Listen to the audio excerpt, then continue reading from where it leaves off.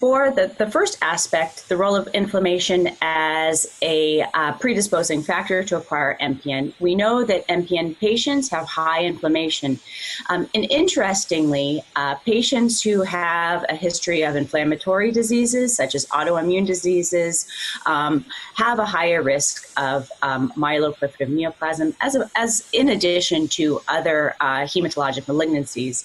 And recent research has demonstrated that malignant clones, in particular hematopoietic stem cells that have mutations in genes such as TET2 or JAK2 V617F, tend to thrive in a chronic inflammatory environment.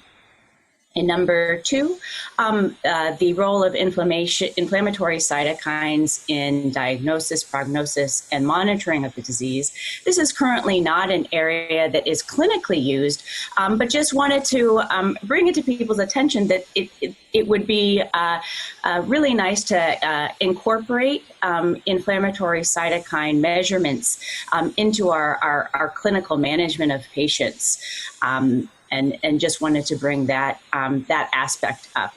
And thirdly, the role of inflammation as a therapeutic target in myeloproliferative neoplasms.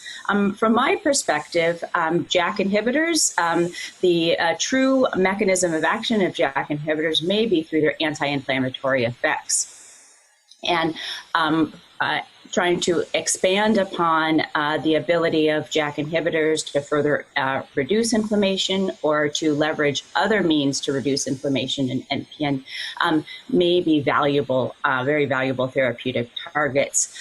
Realistically, at any stage of the disease, in particular, one could possibly utilize low risk, a high reward techniques such as lifestyle management and dietary interventions, in particular in very early stages of the disease, or possibly even at the CHIP phase.